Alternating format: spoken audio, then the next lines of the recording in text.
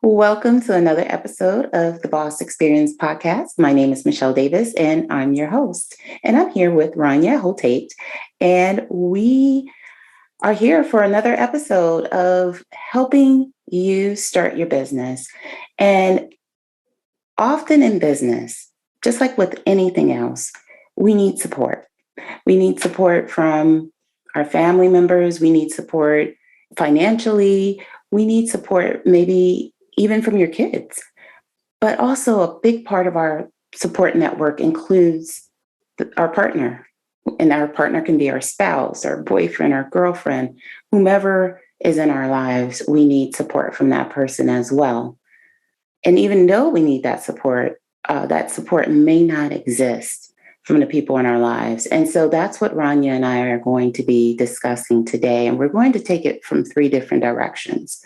We're going to look at the impact in terms of how a lack of support from your partner actually hinders you from succeeding and starting your business. We're going to look at the mindset shifts that need to happen for you to get to the point where you can have the self-esteem and the self-confidence to implement your business and get started. And then finally, we're also going to look at some action steps you can take to get your life refocused, to reshift direction, and to be successful in business. And so you may be asking, well, how does Rania actually fit into being able to share this information in terms of business success? Well, Rania is an internationally known speaker. She's a serial entrepreneur. She's been featured in Forbes magazine, Huffington Post, Entrepreneur magazine, Inc. magazine, among other media outlets. And her current company, which she's the founder and CEO of, is ID4A Technologies. And this is a renowned manufacturing company. And so Rania has, she's had this company for the last 11 years. And in addition to this company, she has, created other companies in the past. She's had exit strategies where she sold those businesses, and she is now about to make another move, possibly. So I'll let her get into the details about that, and I'll let Rania take it from here and introduce herself first, and then we'll get into why she may be the perfect expert for this topic. Thank you so much for having me on the Boss Experience. And thank you for the beautiful and brief introduction as well to give our listeners a bit of an overview about who I am. And hopefully by the end of this conversation, they'll have much more insights about my personality, how I think, my philosophies in life. And I'm also hoping that the insights we share today will be transformational to our audience as well. Absolutely. I'm looking forward to it. So why don't we start off by talking about, first of all, did I miss anything in your introduction? Because you've been featured quite a bit for your innovations in manufacturing and internationally. So I just want to make sure I introduced everything and all of your wonderful accomplishments.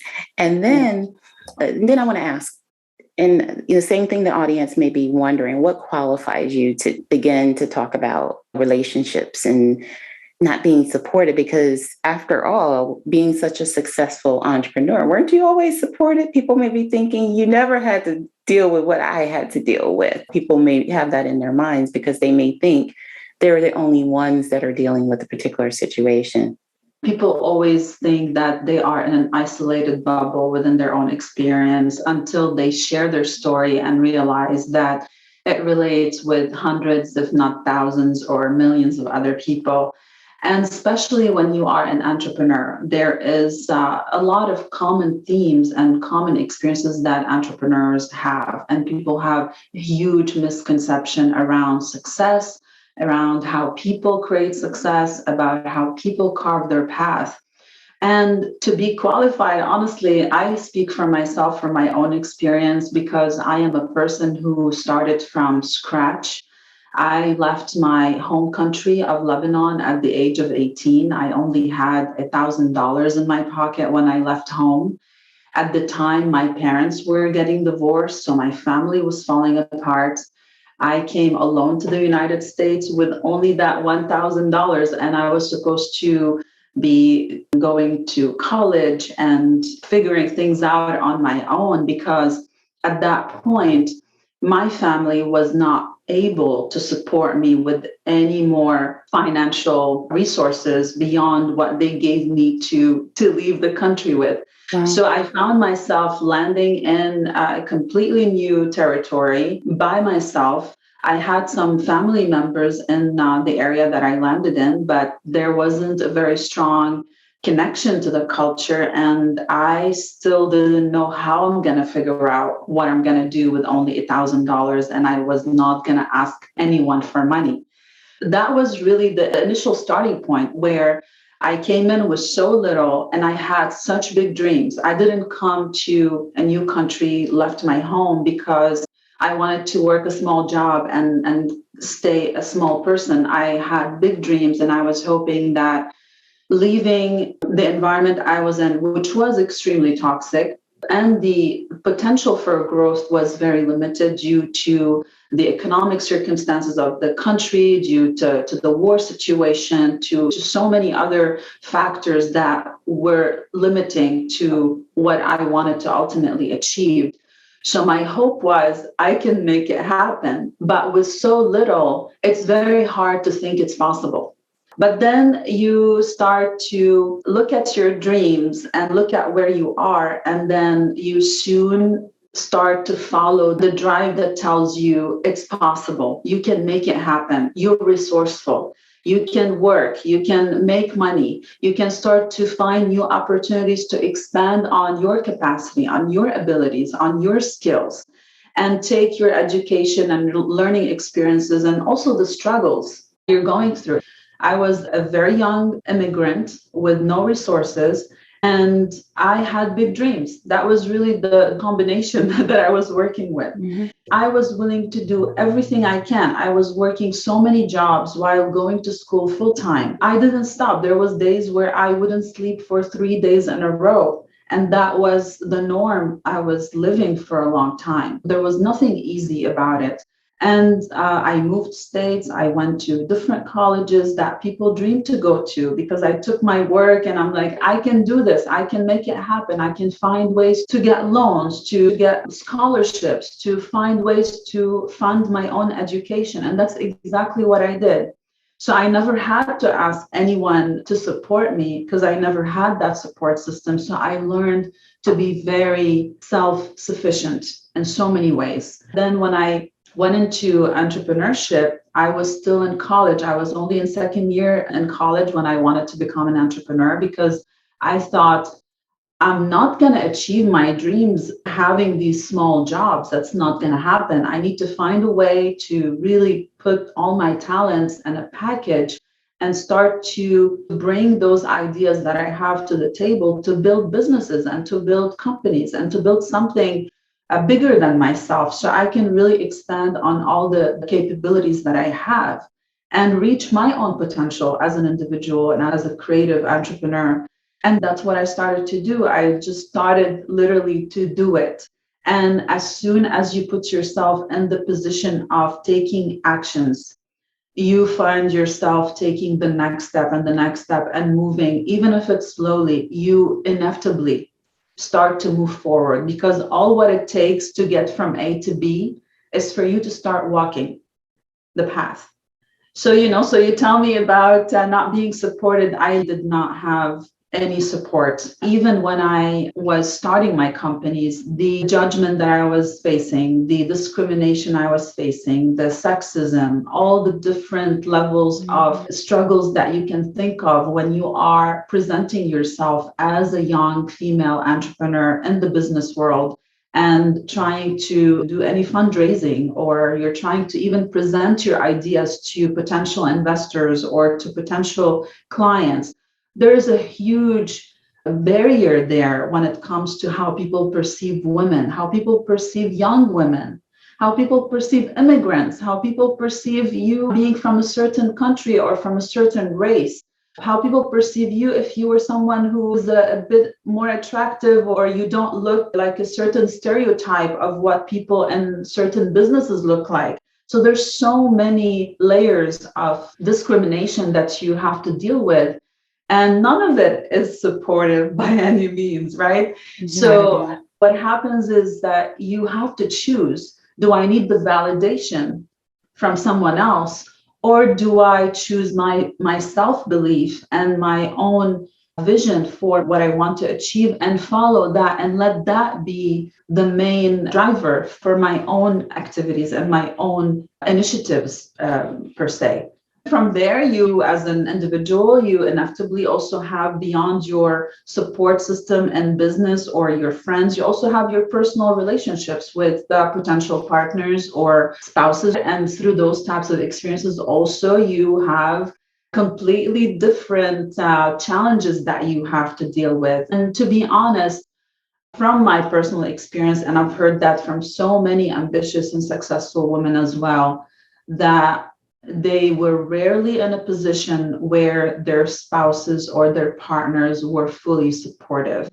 And in certain cases, as you grow in the relationship, and if your partner is not leveling up in the same way you are, creates a whole other layer of jealousy and envy and competition and a whole other level of toxicity that you are now facing on the inside, and nobody knows about that on the outside. It's your personal experience, and then you have to show up in the world as brave as you can possibly be, as confident as you can possibly be, and to perform at your best while you're having so many struggles at home or with your family or with your friends, that people don't understand how those negative interactions and relational dynamics can actually impact you, and what it takes from you to be much stronger than that, to overcome all that. So a lot of the struggles are also internal and invisible and are not things that everyone can see. So there are so many layers to this, but I'm sure what I'm saying, a lot of people will relate to in different ways. Absolutely. Now, you talked about like not being supported and having to show up anyway. And this is all in addition to the everyday struggles you may be going through as a mom, everyday struggles you may be going through. Maybe people are still working 9 to 5s and they're getting stressed out there and they're already have limited hours for their business. And to not have a supportive partner is certainly a burden. So, in terms of being able to hinder you, in terms of hindering you from moving past that point, what are a few examples of what that may look like to people? Because we know that self-care is important and it's kind of hard to do self-care when you're in crisis, so to speak. And then let's talk about like kind of the mindset shifts that need to happen to get someone from that place of feeling stuck and feeling unsupported and feeling burdened with everything that's going on and not being able to get their business started or growing or make money from their business, to those mindset shifts. First of all, starting a business as a concept is not for the faint of heart. And that's something I always tell my mentees and people that I advise and other entrepreneurs and people that I speak to. There's one thing where you want to start a business and to actually have what it takes to do it. And it's not impossible, but simply because entrepreneurship is the riskiest and most challenging journey any person can take. It can also be the most fulfilling experience if you are someone who is ambitious, who is driven, who has a vision, and you are willing to move through obstacles and you have the resilience to bounce back from difficulties. It could be absolutely the most beautiful experience because there's so much you can learn, so much you can acquire, and so much opportunity for you to give other people on the way of you also giving to yourself. One of the main things that I always advise aspiring entrepreneurs and leaders who want to go into the business world is the first thing they need to do is to be introspective with themselves. And that means to really take the time to answer critical questions that can help them to identify their strengths, their weaknesses, the viability of the business idea that they have. So, really make a very realistic assessment of themselves and their capabilities and where they are at emotionally and mentally, and also when it comes to finances, how they can manage that initial phase where you need to invest. Mm-hmm.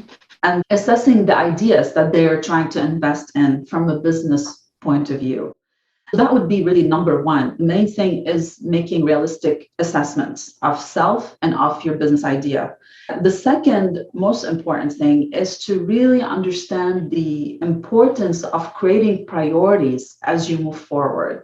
And part of those priorities is also if you are in a bad relationship or in a toxic situation, how do you prioritize? If you want to achieve certain goals, how do you start to set priorities around limiting situations like that? And we'll touch on this in a bit. But time management, setting priorities becomes the second most important thing after you make self-assessment and realistic assessment of your business idea, is you start setting priorities and having a plan on how you're going to move. Most people don't have necessarily the best ability to think about time when they are organizing themselves early on in the initial phases of starting a business. So I always say put 25% to planning and 75% to doing.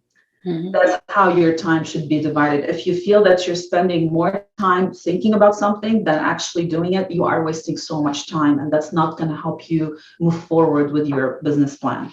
The third advice around starting a business is also to round out your skills. A lot of people go into business having a passion to start a business or having an idea that they're passionate about, but that alone doesn't make you a good business person. The realistic self-assessment can help you understand where you have skill gaps and where you have competency issues that you can start to work on and build upon in order to become much more equipped on this journey of entrepreneurship and leadership and business management. The last thing I want to mention, which is critical because a lot of people don't put so much emphasis on this until later, is that a business is heavily dependent on your ability to build relationships and to instill trust and to inspire cooperation with others. And that's how you bring clients on board. That's how you bring partners on board, investors. That's how you bring employees on board. That's how you get everyone to rally around you. For me, I have so many social impact initiatives, and within that realm, there's a lot of work that needs to be done to bring people around certain ideas and make sure you highlight the importance of getting certain things done. And you have to be able to inspire and motivate and build the trust in order for people to want to be on your team and to want to help you move your ideas forward and execute on the plans that you have. And lastly, leadership is a main competence when you're starting a business. And a lot of people confuse the capabilities of management with leadership abilities. And those are two different things. If someone doesn't have good leadership skills, they need to really focus on developing these skills and knowing how to be a great leader as much as they are trying to be a very good strategic manager and an effective practitioner in business. So those are really the main things I advise anyone who wants to start a business to be thinking about and to be fully aware of. When it comes to relationships and having a support system, I think people underestimate the negative impact of toxic relationships on their ability to thrive and succeed. Simply because people think, no, I'm independent enough, I'm strong enough, I can do that. But once you are in the same space with someone and you are energetically tied up with them and you're having this exchange back and forth of energy with someone, there is a limit to how much positive energy you can produce when you are being met with so much negativity, correct? Correct. And not to mention it's a distraction from your goals. Yes. And you can't have the mindset that you are going to change this person. What you see is what you get. You're not a therapist. And you don't have the ability to change anyone else and make them into something you want them to be. A lot of people don't realize that right away, because you will go into a relationship with someone, you have the best intentions, Mhm. And you'd hope that the other person also has the best intentions for you, but sometimes things don't turn out this way. And you start to learn more about the person you are with, and you start to discover more about them, and they're discovering more about you as well. But I've noticed that when relationships turn toxic, and I'll speak from my experience, the main gap when you are someone who is thriving in your life and you are evolving much faster or at a whole other level than your partner, or your partner doesn't have the same competencies or the same vision, or they are incapable of moving through life at the same speed or with the same ambition and drive, it becomes a huge clash of energies. And with that comes a lot of other layers where someone is constantly trying to pull you back or to stop you or bring you down because they don't like the fact that you are doing better than they are. They don't like you for being so successful and independent. And what they liked about you in the beginning can start to become a threat to their own self confidence and their own sense of self worth. And they start to respond in different ways to your dreams and to your vision and to your achievements.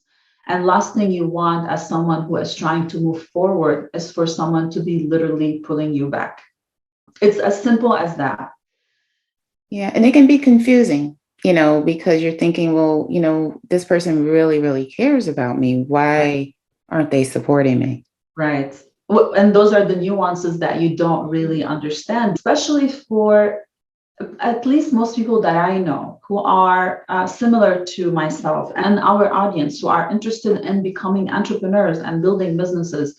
Generally speaking, if they are healthy individuals, they have so much positive energy and they're literally walking around spreading so much positivity because they know the value of motivating and supporting other people. And they know the value of cooperation more than conflict and competition.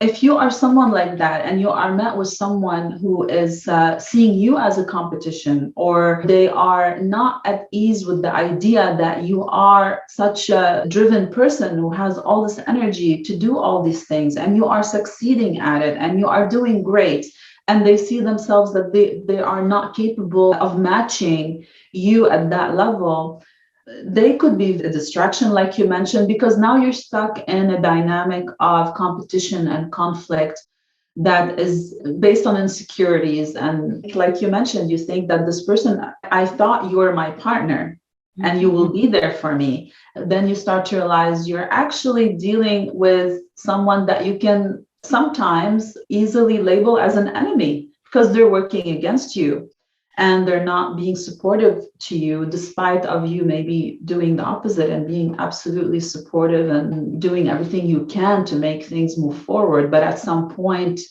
you have to choose you, and there's nothing wrong with that. And I think this is something that a lot of people need to hear, because all of us have been in a place where you think if I do more and I give more and I'm more patient and I compromise here and I keep giving there, things will be better. Why? Because I'm optimistic and I see things that could be better and could change. And back to what you said as well, sometimes you have to give up on the idea that your positive energy and your support and your love and your attention will be able to transform someone else to the better if they're not willing to change themselves. And you have to be very smart about your long term vision. You have to be very smart about how you want to move through life. You have to be very smart about how you utilize your energy and how you invest it. Especially as we grow older and we move forward in our lives, time becomes extremely valuable and your energy becomes extremely valuable. And those are your biggest assets. If you waste them or if you invest them in the wrong way, it's not the same as when you were 15 or 20 years old and you're reckless about how much time and effort and energy you give to the wrong people. Those are the things that I wish people pay attention more to and understand that at some point you have to let go of the expectation that you giving more, you doing more, you compromising more will give you the result of a changed person that will be ultimately more supportive to you. Absolutely. Before we get into action steps, because No. definitely if you're in a toxic relationship, neither Rania or myself support staying in that relationship. Anything that is, abusive emotionally, physically, financially, or anything that's just not empowering to your spirit, are considered toxic relationships. So there's instances where you definitely need to have an action plan, and Rania's gonna have some ideas about that in a moment. But there are those kind of situations where maybe your partner wants to be supportive, but they really don't know how. They just need direction and guidance. So how do you know the difference?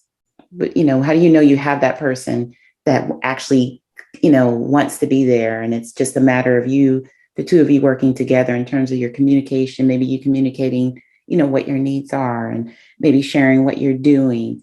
What would you add to that in terms of like, how do you know when you have that partner that is not toxic, but this is just like a communication issue? Well, toxic behaviors are obvious. We call them red flags, and sometimes we ignore them. But toxic people have particular behavioral patterns that you see them apply to you, and you see them also apply on the people around them. So if your partner is displaying traits such as controlling behavior or abusive behavior, or verbally or emotionally or mentally abusive behaviors, you should be very literate about these terms and literate about these different tactics that abusers use, so you understand that I'm just not feeling bad or this person is upset. No, they are being abusive, and those are the tactics that they are using in order to break me down, whether that's emotionally or verbally and sometimes physically, right?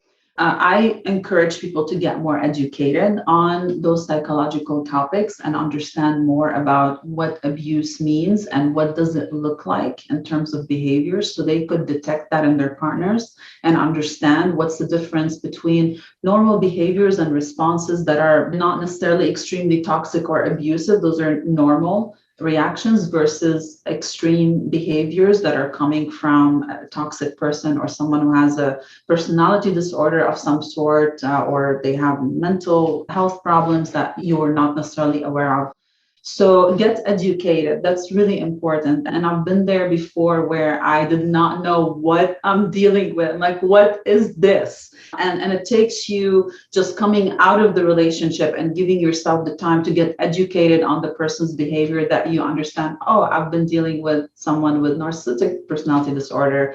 I've been dealing with someone who has one and two, three issues. And now you understand the cycle of abuse you've been faced with, and that no one else can relate to unless they've been in such a situation before. But when you have a healthy partner, they normally display healthy behaviors. They don't necessarily bring you down, don't criticize you. I might not show enough interest in what you're doing because I don't necessarily understand it. But I don't tell you, you're bad at doing this. You shouldn't be doing that. This is like starting to get a little bit more on the toxic end of communication or behavior, or you're trying to share your ideas with, and they're telling you, I've got something to do, and ignore what you're talking about. There are certain things that people do that are obviously intentionally, they know that they are gaslighting you and ignoring you, and they're not giving you the attention that you need. And that eventually will break down your confidence. And there are certain cases where they just don't know what to say. They don't know. And you have to test the waters. You have to be the one to initiate these conversations. Don't guess. If you have an idea, you want to start a business and you need the support, I always tell my mentees, you need to be very direct in communication. Go to your spouse or to your boyfriend or partner or parent or whoever you have that close bond to, and you really need their support in that moment, and tell them directly, I have this idea that I want to work on, and I really appreciate your support. Would you be able to support me? And I don't need anything from you. If you need something, you can request it, of course. Like, I need you, for example, if you have kids, I want you to take care of the kids from this time to this time so I could take care of one, two, three, four. Would you be able to offer that? Would you be able to help me with that? And that would be how you start to build the support that you need from the person. So the more your partner or the people you need the support with are willing to work with you, That's a display of a healthy relationship, right? They just needed to understand better what are your needs, what you're trying to do, and then you decide together if that's something they could fulfill or not. And it becomes a negotiation, really. It's not where you're being emotionally and psychologically abused to break you down because Mhm. you have ambition or you have drive.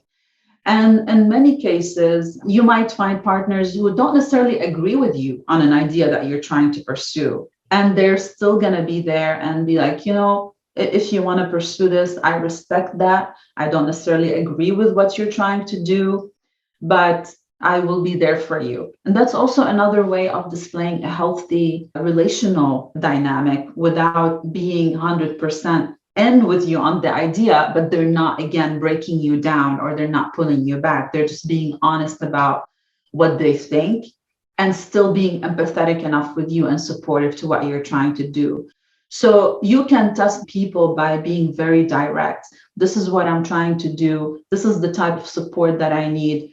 Can you give me that? Can you help me with that? And if you can't give me that tangible thing that I need, whether that's your time or your involvement or a task that I want you to help me to accomplish, then would you be able to at least be supportive emotionally and morally while I go through my own struggles and my own experience of executing on my ideas and my plans? So those are the two ways. So you either involve the person directly, you ask them, you have a request, and you want them to fulfill a certain need that you have, or you ask for their moral support, even if they don't necessarily have a direct involvement or they don't have a tangible contribution to your efforts or to your initiatives, if they could be there for you. And you will know immediately through that conversation if your partner is fit to be a supportive partner or not, because they're either going to tangibly contribute, whether they're with time or with compromises, working around your plans, if they're willing to work with you so you can accomplish what you want to accomplish, that's a positive sign, or whether they don't necessarily agree with you, but they are willing to be there for you and cheer you on so you can accomplish what you need to accomplish. Those are the two positive things that you're looking for. If you don't get those two signals back, you have to be extremely careful. If they start to destroy you, they try to destroy your ideas, they try to break down your self-esteem, now you're entering the toxic territory, and down the line, it will only get worse, especially if you're trying to build, because those toxic relational dynamics can literally have not only a huge toll, it's not only a distraction, but it's a destruction. So you have to be careful who you want to be surrounded with, especially if you're trying to build and move forward. You cannot be building with someone destructive. Absolutely. It's not, it will never work. It will never mix. No. So let's say someone does their self-assess, that they've assessed their situation, they realize it's toxic. What would you recommend in terms of action steps? Because people have to be careful about how, particularly if a relationship is abusive, kind of your toxic relationships, and then there's, relationships that are beyond toxic and they're just downright abusive. So what would you recommend in terms of how someone can take the action to actually separate? Because until you separate yourself from that toxic person, from that relationship, you're not going to be able to fully blossom into that entrepreneur, that successful entrepreneur that you want to be. So let's talk about action steps. Sure. I think the most important thing to do, you assess your situation very realistically. And if you're not sure you have the capability of having the most accurate resolution or conclusion on that, talk to specialists, talk to therapists, talk to psychologists, speak with people who might have a much better understanding of what you're going through from a clinical perspective, and they can give you more directions. If what you're dealing with is something you can work on and enhance through therapy or through coaching, or if you're dealing with a personality that there is no way it's going to evolve. Like when you're dealing with someone who has a narcissistic personality disorder or other extreme types of sociopathy and psychopathy, that you can do nothing about it as a partner. And you have to choose to get out of the situation, because those are extremely abusive situations, extremely toxic, extremely destructive. And in most cases, those people do not have the capacity to change. So it's not a matter of building healthier habits or working on childhood traumas through therapy and because they don't have the capacity to evolve, they don't have the capacity to self-reflect. So you have to really understand what you're dealing with. And I've been in that situation, so I can speak for myself. Toxic situations where the person has toxic traits that could be worked on through self development, because we all have toxic traits. If we are people who are highly self aware and are constantly in self development mode, you're always getting better. You're aware of the things that you do that you're not very proud of, or behaviors that you know you can change, and you start working on becoming a better person through taking the action steps and taking full responsibility for who you are and who you want to be. But if you're someone who doesn't have the capacity, it becomes a lost cause. You're investing the time and energy in trying to work something that doesn't have the potential to be workable.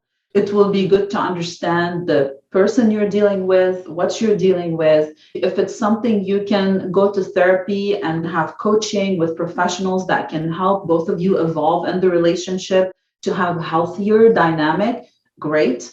If through that understanding and assessment, you know you are in a highly abusive situation, that's not going to be better in any way, because you are working with the personality that doesn't evolve and grow in the same way that a normal human does.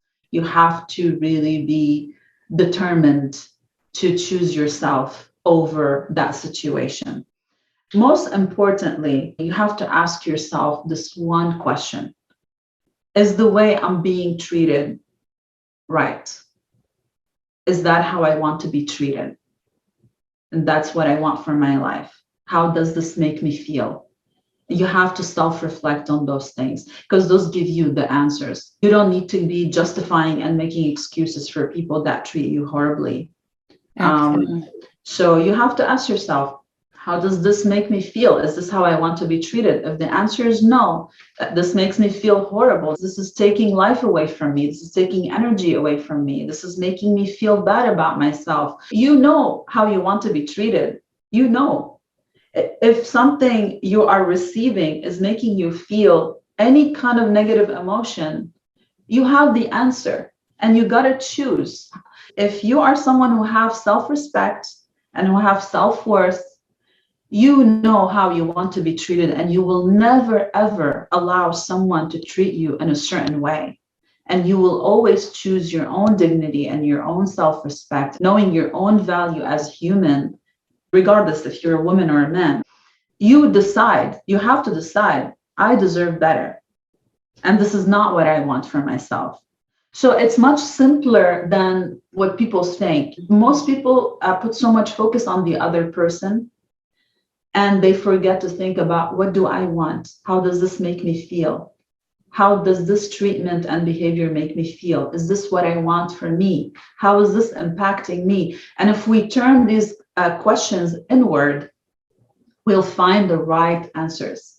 We'll find all the right answers, and you'll find a way to move yourself out of bad situations much more quickly than people think that they are capable of. Because a lot of people feel guilty and feel, no, but how am I going to do this? And I should try more. No, it's not about trying more or harder. It's about the truth. And when someone shows you who they are, you have to believe it. And we hear that all the time, but we don't always understand what it means in terms of applying that advice or that insight. It's much simpler than a lot of people think. Look at the truth, ask yourself basic questions. What do I want? Is this how I want to be treated? How does this make me feel? Simple questions. And through those introspective type of assessments, you can make faster decisions, and you are able to make more empowered decisions from a place of self-worth and from a place of self-respect. And you ensure that you start to move away from people that don't treat you the way you want to be treated or make you feel negative emotions or put you down rather than lift you up and be supportive to you. And you start to surround yourself with the people that will nurture you and will be supportive to you and will help you grow on your journey. And you'll be able to do the same for others as well. If that's your purpose in life, you'll know that. And those are questions that you can ask, not just partners, friendships. There's such things as toxic friendships. There's such things as toxic family relationships. So, those questions can be used across the board. And it's important for people to remember it's not anything that they have done wrong. Just because they end up in a situation, it doesn't make them a bad person. You just have to make the decision to get out. So as we move to kind of close out here, I want people to know where they can connect with you. You mentioned mentees, that you have mentees. Like, what if people want to say, you know what, how do I reach out to Rania? How do they get a hold of you online? Sure. I mean, the best way to connect with me is through my social media pages, and we can also share those links. We will. Yeah. With the episode, so people can contact me or reach out to me, connect with me through my Facebook, Instagram, Twitter, also on LinkedIn if they like to. And there's also my website. If someone wants to contact me directly, they could submit through my website a detailed contact form, and my team will reach out and arrange for any kind of meeting that they're looking for, whether that's a coaching session or speaking engagement or anything like that. Your social media page, let's speak it out in case anyone's just listening and they don't catch the video version. And then if you can tell them what your website is, so that way, if they're just listening and they don't have access to the show notes for the podcast, or they're not watching it on YouTube, this way they can find you that way. My website is raniahoteit.com, which is first name, last name.com. On Facebook, they can find me with Rania Hoteit official page. And on Instagram, it's Rania Hoteit official public page. On Twitter, it's my first name, Rania_Hoteit. Excellent. And what are your last words to the listeners for today's episode? My last words, especially for our listeners who are struggling to make decisions in their lives, if they are in toxic situations or toxic relationships, or they don't have the support system that they need, and they have great ambitions and great ideas, and they want to go into business and become successful entrepreneurs, I say you have to be very determined in terms of who you want to become as a person, have a very defined idea of who you want to be, who you want to become, and also have a clear idea of who are the people you want to be surrounded with, because business is all about relationships. Life is all about relationships. And especially if you are aiming to become an entrepreneur, your life will revolve around building networks of people and relationships that will be conducive to your growth at an individual level and also at a professional level.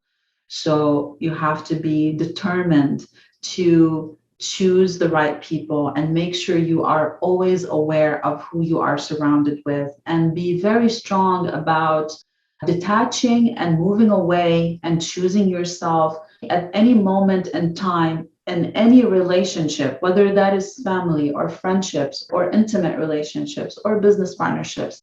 You have to be strong enough at one point in that relationship. If you feel you are not being valued, you're not being respected, you are not being reciprocated, you are not being built up and supported, you have to be strong enough to move away and to detach and choose yourself and choose the right people in your life. And I can't emphasize this more, because our entire life is built around having healthy relationships if we want to have a good life and we want to thrive. I couldn't have said those words better, Rania. It's been such a pleasure hanging out with you for this episode. I think I just want to thank you for providing so much knowledge and some great tips for my audience. And with that being said, that's a wrap for this episode. And Join me in the next episode of the Boss Experience podcast. Thank you. It was a pleasure to be with you on the show. Thank you very much.